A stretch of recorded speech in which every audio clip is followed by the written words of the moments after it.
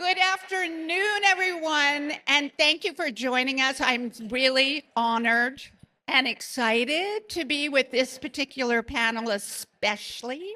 So, as we start this off, let me ask each of you. We were just having a very interesting talk about social media, which is on everybody's mind right now, of course.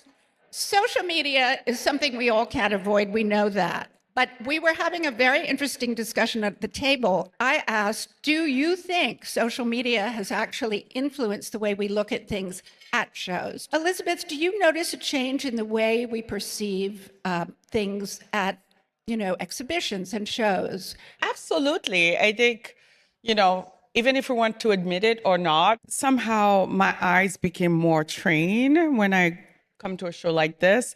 And in the back of your head, even if you want to admit it or not, you really want to take a picture of the best piece for social media so people understand what you like and understand a little bit about your taste. David, what have you noticed as you travel? David's all over the place. You're in London, you're in LA, you're traveling all Well, I'm here today because of you. And I love social media because it can celebrate the weird at a show like this. It gives you the ability to zero in on a detail of something that might not have any intrinsic meaning on site to anybody else, and then be able, in a little paragraph, to tell a story about that. So when I come to a show like this, I know that I'm going to see all this spectacular quality that has a certain scale to it. And, there's this huge, big case pieces of furniture that are blockbuster and important. But I look for the small things that mean something to me because of an association with them. And I look for the drama in the smallest pocket of footprint of an object to have, and then I try to tell a story about that. And Instagram, bimbo thing that it is, in a lot of ways, makes that possible because you get someone's complete attention, and they don't know that something's the size of a thimble or if it's an opera. Well, the great thing is also to follow each of these designers, because on Instagram, the great thing about it is you learn so much from them. You learn history. I'm constantly learning, and that's the positive thing, right, John? Don't you think? I think, to stand on David's shoulders here, I found a little gold pith helmet that was in the show today. It was in a Dutch antiquities booth, and I had no idea. I walked through last night. Lots of people, lots going on. It's very, very distracting. So to be able to see and focus on small things that are the real gems, the smalls that pop out when you can go in there, and to focus on that, it's a treat. I look forward to the pith and gold pipe. Which you, of course, bought. Yeah, it might not be there anymore. It might have loaded up already. Tell us your feelings. I am happy that we are able to get the good word out, meaning that we, through Instagram and social media, our beloved organization and many other shows that we all attend, we're reaching a broader audience. So, getting our message out and in that broad invitation, shall we say, I have found invaluable. Yep. So our audience today, as always, here is a very sophisticated group of a lot of designers, a lot of collectors, friends of the winter show. Tell us a little bit about your business and how you're approaching your clients now. Is it very different? Are you working? The great opportunity of the show is to see how contemporary work, art, and furniture can mix with more historical work, which is always, I think, a challenge for people, no matter how sophisticated people are. It's hard. What are your kind of rules, if you have any, about how you go about doing that? Elizabeth, what do you think? I don't know if I will answer your question the way you're asking, but I think the beauty about having the show here, at times with some of my clients, I don't think they can visualize, or even if you show them a picture versus them seeing it in real life, it's a very different feeling. Yeah. Having the show here really give me the opportunity and my team to bring actually our clients here, which I think is just like amazing. I was here last night with a client and she was just like amazed at some of those pieces where we were kind of like showing her pictures of, or for her to actually see and understanding. I think that's priceless to be able to do that now. Absolutely. David, how are you feeling? I have a very hard time since COVID getting anybody to come to a meeting. Everything is now Zoom because that convenience is very hard for busy people to put back. So a lot of the FaceTime and in-person sort of intimacy of, pitching designs to people has gone away and it's not going to come back. I mean, maybe it's just me they don't want to come to the meetings with, but It's me, David. I've that's a thing and that's a reality.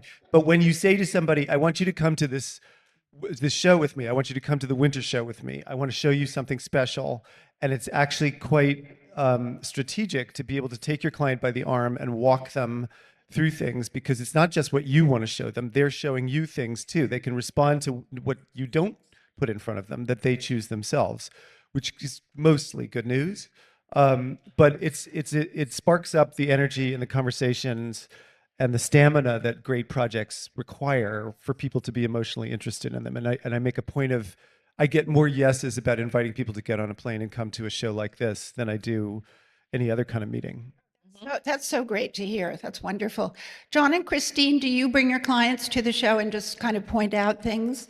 I think they're invited to the show. I think that part of the beauty of it is being able to wander around and explore new things, maybe things you're not familiar with. So rather than focus on a particular style or one particular period that we might be working in, it's really nice to explore things you are not familiar with. So American Impressionism, who knew? Like, this is really something that client becomes attached to and they can sink their teeth into, that they just didn't know about. And you can help express as, designing is a little bit like being a good editor and helping them understand how these things fit into their home. And so they might become attached to something you would never imagine, and we certainly didn't conceive of, that feel appropriate. So I think the introduction that you make to styles and different galleries and different people where you build relationships is where that foundation works with the clients. I always encourage our team to come. It's such an education. The people that are kind enough that exhibit here, they will talk to you for hours.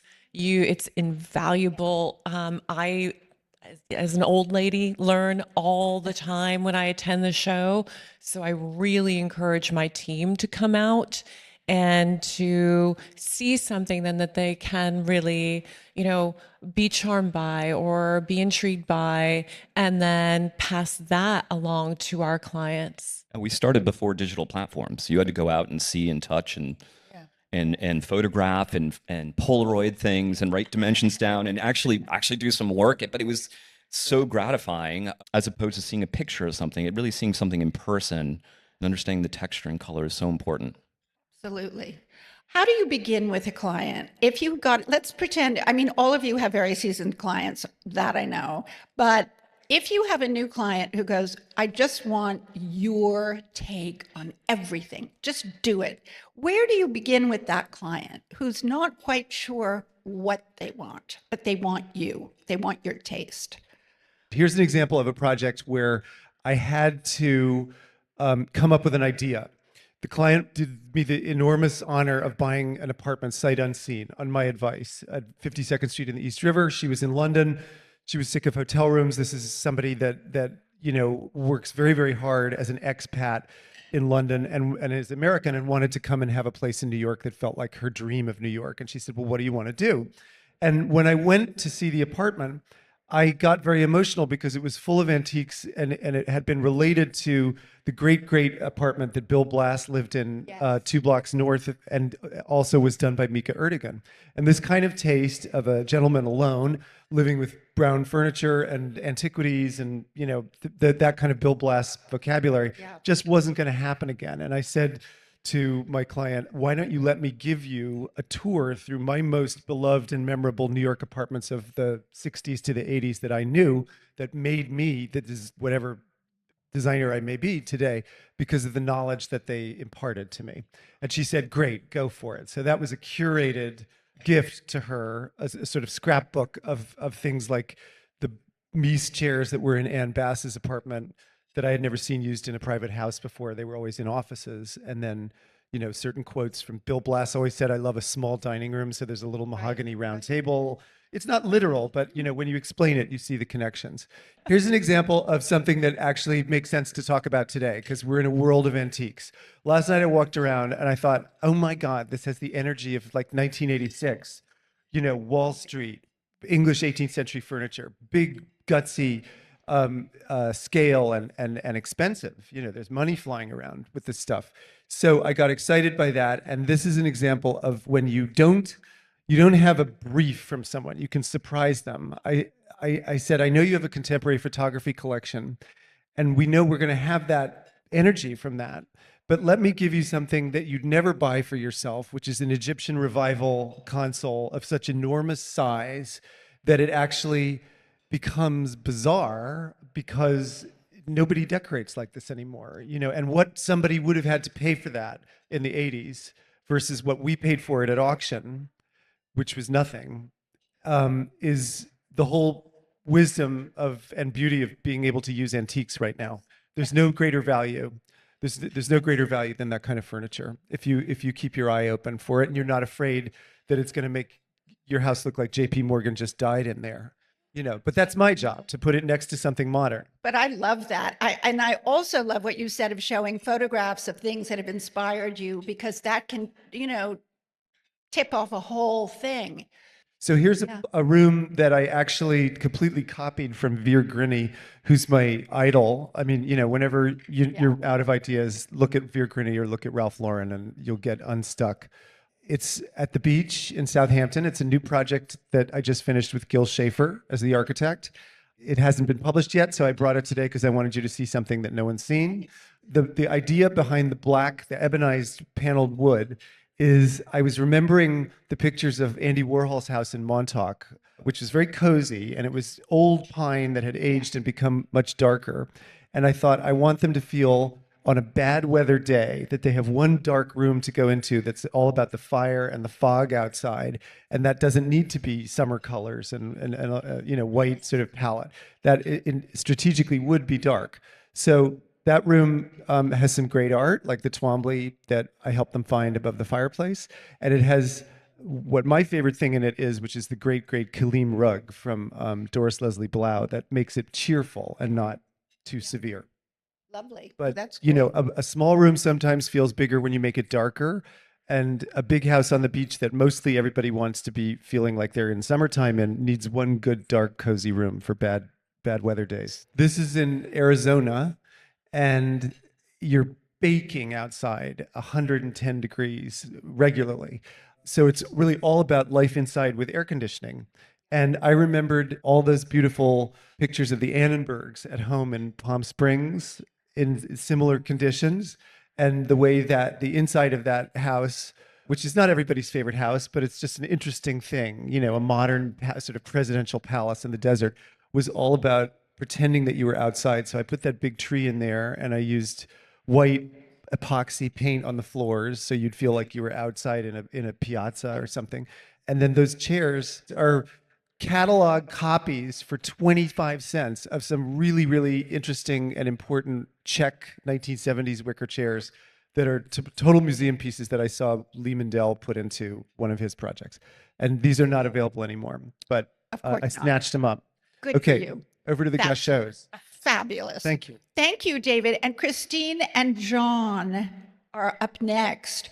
And I think you're showing your own apartment, which we published. We had the honor of publishing in New York Magazine, which was one of the most, I would say, popular stories, beloved stories. And it was my pride and joy. So let's take a look at those slides.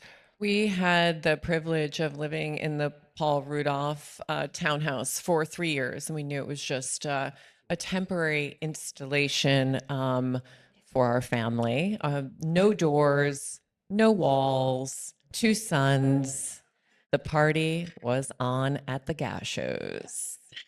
We entertained. We had hundreds of people. We did tours. We did lectures.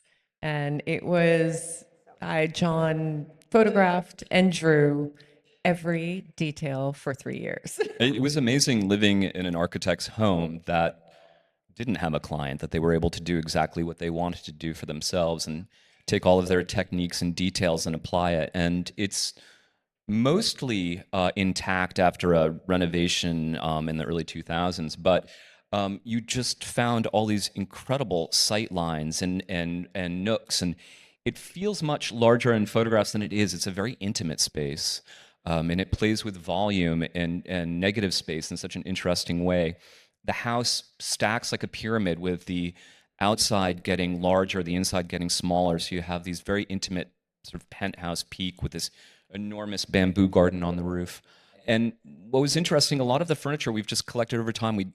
Christine and I are big mid-century fans, and had collected things in our Soho loft. And when we moved uptown, we weren't quite sure how to make that fit into a stainless steel and white backdrop, but it ended up feeling very cozy. And we had some people from the Paul Rudolph Foundation come over, and they were pretty blown away with how our lifestyle adapted to what was otherwise a very different space. And it was It's incredible. really the ultimate bachelor pad, right? The ultimate. Then it became our family home. So you had to put all of the children's artwork and all of the boys' photographs and the books and all of that. And somehow it worked. It was very difficult on teenage boys not having doors.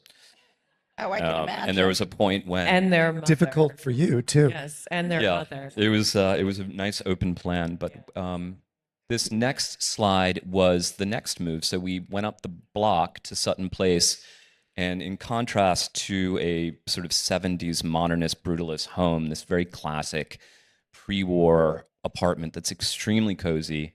Again, a lot of the pieces that we had moved, and I loved the way that our downtown sensibility and collections counterbalanced a very traditional backdrop, the crown molding. I think it was very expected. Our studio is in Soho, and we lived on Bond Street for our whole career, 20 years. And the Paul Rudolph was a jump and something fun and experimental. And I think people assumed, oh, you'll move back downtown. But once you get up here, the proportions of the rooms and the scale of these homes uptown are just so extraordinary. Wood burning fireplaces, the windows, and it's kind of the old Parisian apartment trick, right? Like you put modern furniture into this ornate background, and kindly enough, Wendy white. Goodman comes knocking at your door to photograph it. So it was a good technique. It's cozy. It's so cozy, but it's also really fresh. And it doesn't feel nostalgic in any way, which I think is a really challenging thing when you've got a very classic pre-war, but you really knocked it out of the park.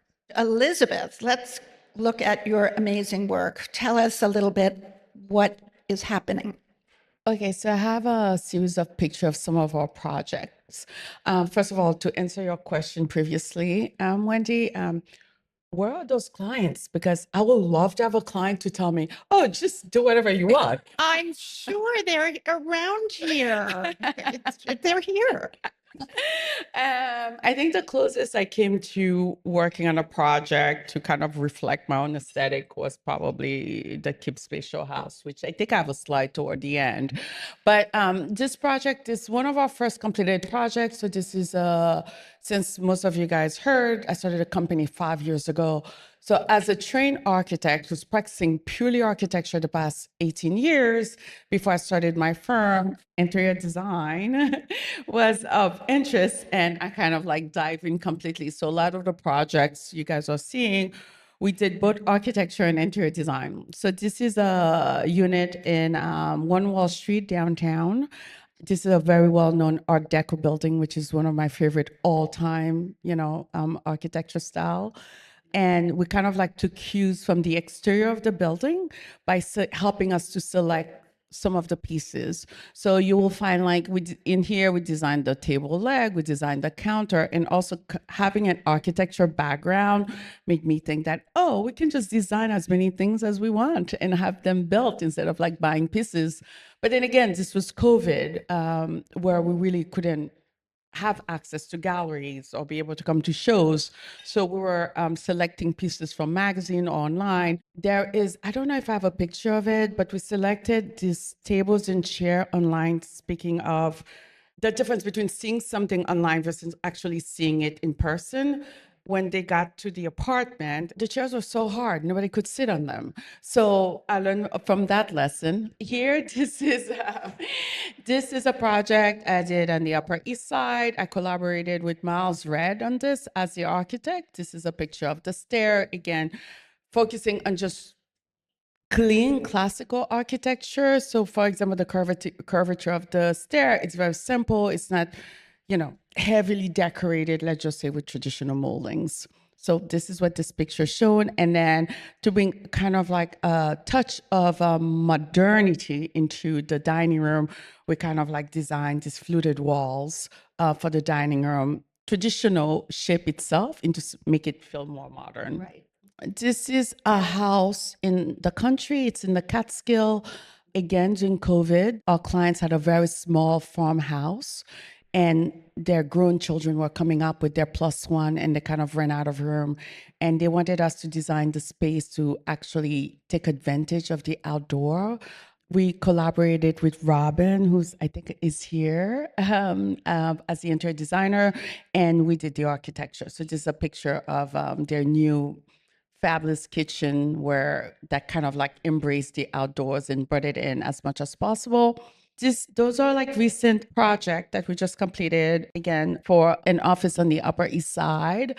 This, I think, kind of like really, we did both the architecture and the interior design for this space, again, honoring traditional architecture with this tall, elevated ceiling, very clean shapes, and selecting bespoke pieces that were clean, that were fresh, that kind of like really reflect our style.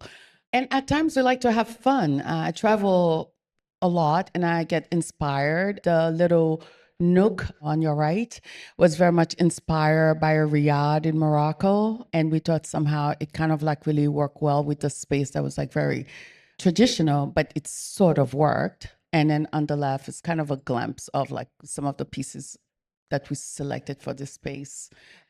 Yeah.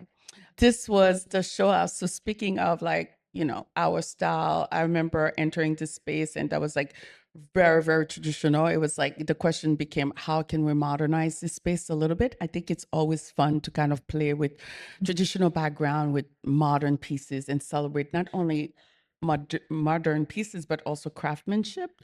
So starting with the architecture, we decided to insert the panel with this melted looking glass that we collaborated with an atelier in France. And all of a sudden the space became alive. It just like felt new, although it really had like a the building was like from at the turn of the century. Right. And then the bench is a piece we got from Morocco through Atelier Courbet, and the natural carbonel, light fixture anchoring the space as you enter. I really wanted people to feel, wow, we were entering something special by bringing the space in. Tell me what you think is the most exciting thing going on in design right this minute. Each of you think like, what is our big takeaway of what's really happening now? I love that ceramic is now, everything's made of ceramic. There was this sort of movement of radical ceramic vessels a few years ago, which I was a little bit part of, turning them into lamps. And trying to make brutalist pottery like of the future, become lamps when I couldn't find those lamps to buy. And somehow ceramic has become a thing on everyone's lips in rooms.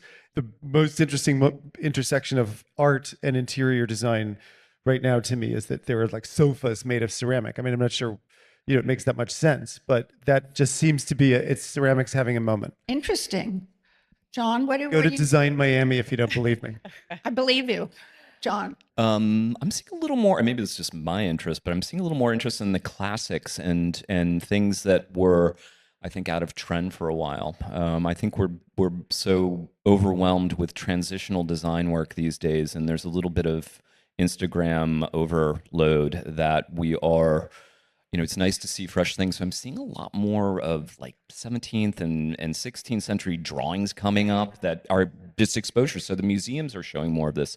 Our cultural databases dipping back into periods that we're not necessarily familiar with and bringing them out, and it's just fresh. So everything's been done a million times, but this, it's nice to see. I mean, being in this aesthetic movement room right now, I'm blown away by this, Japanese patterning of chrysanthemum inside this old English millwork, and it blows me away, and I think it's so fresh. Christine? I'm excited for the collaboration. I mean, kind of to bring up the point earlier, there was a day, right, when we were younger where you would come into this more formal environment and presentation and you would show somebody something. And now everybody comes with wonderful tools and ideas and lookbooks and even sketches. It's amazing. So, the conversation, whether it's with a family or it's with a brand, it is just so much more interesting when you're all in it together and being a part of that narrative and a part of that goal. So, this Pinterest, social media, and all of those good things. And if people come with books too, I promise, they really do. I find that conversation is far more interesting than the act of design. Interesting. And Elizabeth, how are you feeling about that? I love what you just said, Christine's kind of We're melted. friends, by the way. That's why. No, I do because I think I was thinking in terms of like I'm very much interested in anything new, which kind of sound very vague, but meaning any new object that kind of like draw inspiration from the past to make something very clean and new. So, and then the idea of collaboration, for example, we currently collaborating with an atelier in Italy with Vincenzo Decote's Murano glass factory. I mean, to be able to, I saw something similar in his place and then I reached out, we wanted to do something similar. And then all of a sudden they were so nice. They were like, sure. And then we started exchanging sketches. And I think it's wonderful. I don't remember a time when that was like so fluidly done. That's wonderful. Yeah, that's exciting. Well, let me ask if anyone would like to ask a question of our incredible panel. Are there buildings, houses, structures anywhere in the world that you are inspired by? Top 1, 2, 3 that you reference, that you think about, that you go back to frequently? Seaplane by the UN always. I grew up next to a place called Old Westbury Gardens. We lived in an old Quaker farmhouse from the 1700s on this beautiful early 20th century property that was based on a like Charles II design. And it was, my parents were on the board of trustees there, and so I was there every weekend running around the grounds is where I took my walks. And the formality and the gardens and the taste that went into that, I think,